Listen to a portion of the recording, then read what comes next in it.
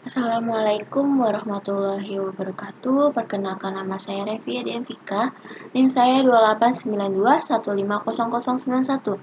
Saya dari Prodi Manajemen Mata Kuliah Pengantar Akuntansi. Yang saya hormati Ibu Dosen Merita Berliana Simbolon, SEAK CAMAK. Di sini saya akan menjelaskan tentang pengertian dan karakteristik perusahaan dagang. Perusahaan dagang adalah bisnis yang bekerja dengan berbagai jenis produk yang dijual untuk keperluan konsumen bisnis atau pemerintah. Perusahaan dagang membeli berbagai produk khusus, memelihara stok atau toko, dan mengirimkan produk kepada pelanggan. Karakteristik perusahaan dagang: reseller, produk tanpa proses pengolahan, pendapatan total bersih dari penjualan, modal awal dari harga pokok produk penjualan, sebagai perantara antara produsen dan konsumen. Reseller kemasan produk tidak berubah, harga penjualan produk kembali lebih tinggi dari harga pembelian. Harga pokok penjualan. Harga pokok penjualan atau HPP adalah istilah pada akuntansi keuangan dan pajak yang digunakan untuk menggambarkan total pengeluaran biaya langsung oleh perusahaan yang timbul dari barang atau jasa yang diproduksi dan dijual dalam kegiatan bisnis dalam satu periode. Ini termasuk biaya bahan baku, tenaga kerja langsung, biaya overhead, dan tidak termasuk periode operasi. Biaya seperti penjualan, iklan atau riset dan pengembangan. HPP muncul pada laporan laba rugi sebagai komponen utama dari biaya operasi. HPP juga disebut sebagai biaya penjualan. Untuk menghitung harga pokok penjualan. Perhitungan harga pokok penjualan dilakukan dengan menambah pembelian bersih ke persediaan awal di periode tertentu. Setelah itu mengurangkannya dengan persediaan akhir di periode tersebut pula. Untuk rumusnya, HPP sama dengan pembelian bersih ditambah persediaan awal dan dikurangi persediaan akhir. Keterangannya, pembelian bersih itu adalah pembelian barang atau jasa yang telah dikurangi sebelumnya dengan pemotongan pembelian dan retur pembelian, kemudian ditambah biaya langsung, contohnya biaya angkut.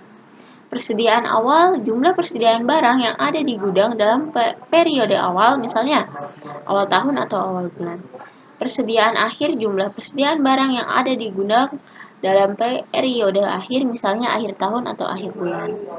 Menyusun laporan keuangan perusahaan. Laporan keuangan catatan informasi keuangan dari suatu perusahaan pada suatu periode akuntansi. Susunan laporan keuangan, laporan posisi keuangan, laporan laba rugi, laporan kas arus, laporan perubahan modal, dan catatan atau laporan keuangan. Laporan keuangan memberikan informasi mengenai kinerja keuangan tiap bulan, semester, dan tahun. Neraca percobaan atau trial balance. Neraca percobaan sering disebut daftar saldo atau neraca saldo, ialah sebuah daftar semua akun-akun dalam laporan pembukuan atau akuntansi yang berisi saldo yang terdapat dalam buku besar.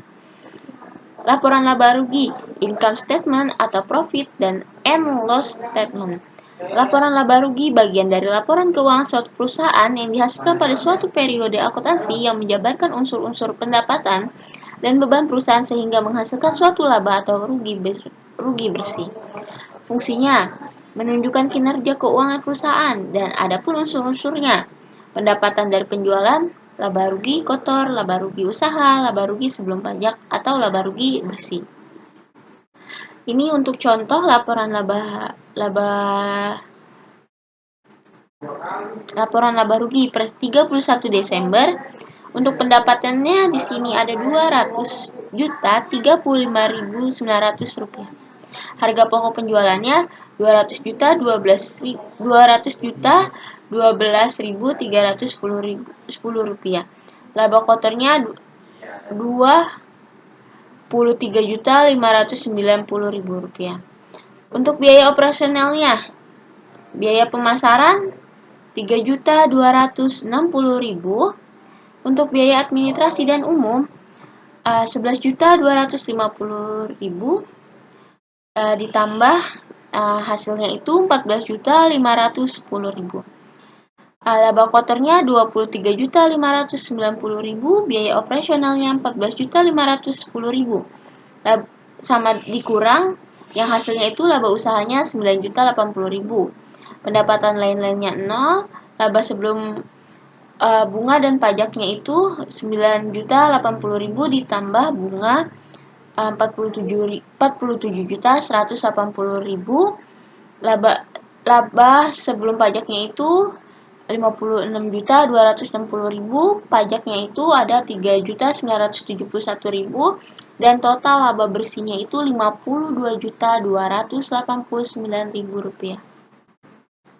Untuk perubahan modal atau ekuitas, laporan perubahan modal laporan yang isinya memberikan informasi mengenai perubahan modal akibat penambahan dan pengurangan laba atau rugi transaksi keuangan memiliki pemilik modal. Komponen perubahan modal, modal awal, laba atau rugi, penarikan modal, dan modal akhir. Ini ada rumus laporan perubahan modal. Rumus modal akhir sama dengan modal awal ditambah laba bersih dikurang private.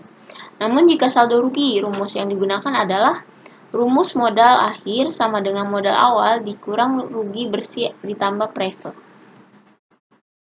Ini ada contoh laporan perubahan modal.